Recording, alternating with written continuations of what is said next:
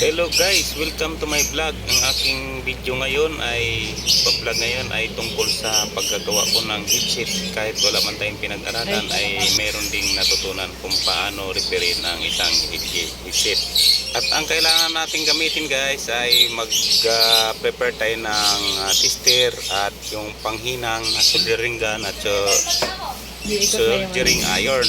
At siyempre naman guys, gagamit din tayo ng paste sa ng hinang dahil para dumikit ang ating panghinang. Ang unang natin gawin guys ay tester ang ating mga wire. Pagkatapos natin guys matester ang ating wire ay testerin din natin ang ating speaker ng headset. Para malaman natin guys kung ang speaker natin ay pwede pa gumagana pa ba or hindi na. Kapag na-tester nyo guys na gumagana ang tester at okay pa siya ay pwede pa yon, wag mong tanggalin. At kapag hindi na gumana guys ay tanggalin mo na siya matik at palitan mo na ng ibang speaker na gumagana nakasukat doon sa headset. Ganon din guys sa wire, kapag gumagana siya ay wag mong tanggalin at kapag hindi gumagana yon ang iyong palitan para madali mong matrace ang isang mga sira or alin sa kanila ang may mga sira.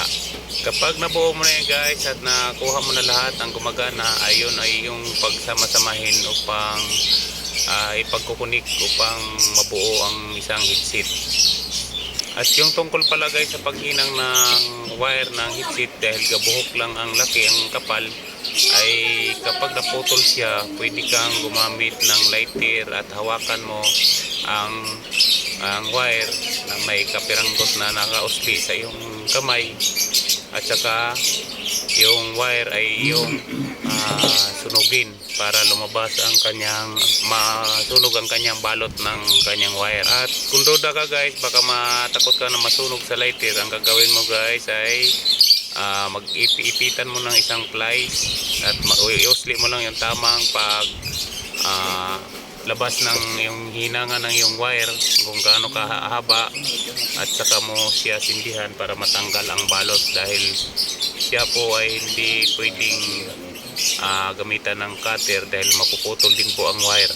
At yung sa pyesa naman niya guys, meron din tayo sa pyesa, mamaya makikita nyo dyan sa unahan ng isang mga video na mayroong pyesa na kuminsan buo naman siya, kaya lang gawin mo siyang uling hinangin mo uli para baka may kumalas na mga hinang doon sa kaya hindi gumagana. Isa rin yun sa mga nagiging problema sa headset na kaya hindi gumagana. At kapag nahinang mo na yan lahat ng pyesa na sa may pyesa ng headset, ay yun nga, baybayin mo na yung mga wire at yung mga speaker, at tanggalin nga yung mga sira at palitan ng mga hindi pa sira para mabuo talaga ang isang headset. Ang video ko na ito guys ay hindi kasi pinakita na kung paano hinangin at hindi naka-view kung paano i-repairin ng dahil hindi nga maayos ang pagka-video ni Mrs. Hindi nakazoom ang mga pyesa kung paano gagawin, basta nag-video lang siya sa malayo.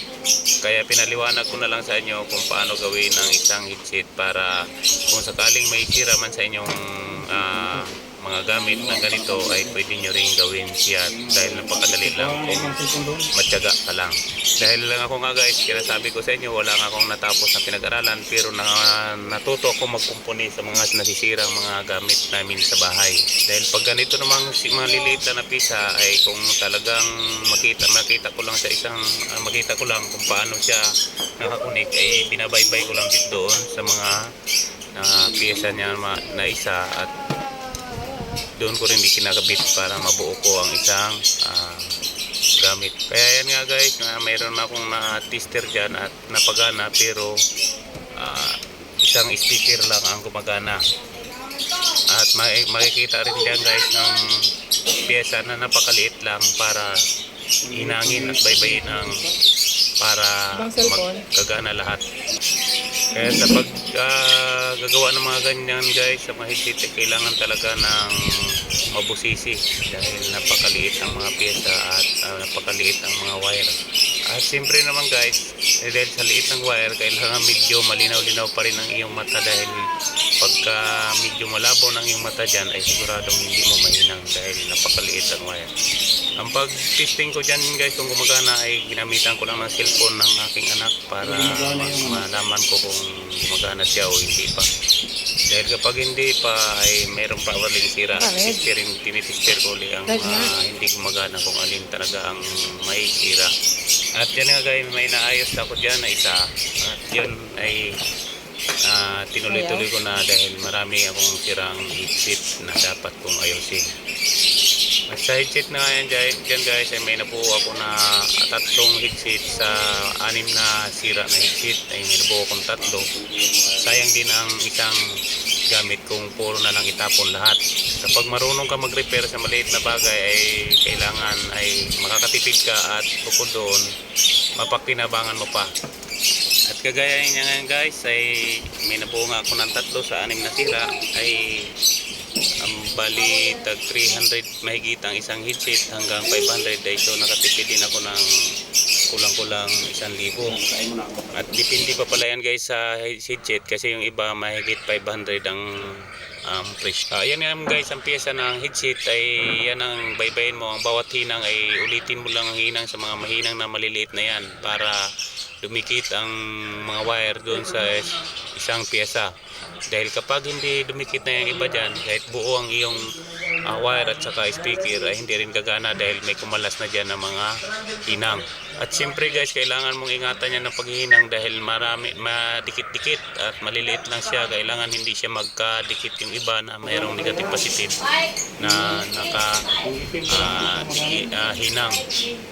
Kailangan hindi sila magsama-sama para hindi mag-grounded ang isang pyesa. At yan nga guys, sana'y may intindihan sa aking vlog dahil hindi ko pinakita ang mga nahinang ko at yung nagawa ko na 3 headset sa 6 na sira. At yan nga guys, yan nga guys ang aking video dahil masyado nang mahaba at sana'y maintindihan ninyo kahit paano dahil kahit hindi naka-zoom ang mga pyesa. Dahil sa sunod na video ko guys ay ako na mismo mag-video at ipakita ko sa inyo ang paghinang at paggawa.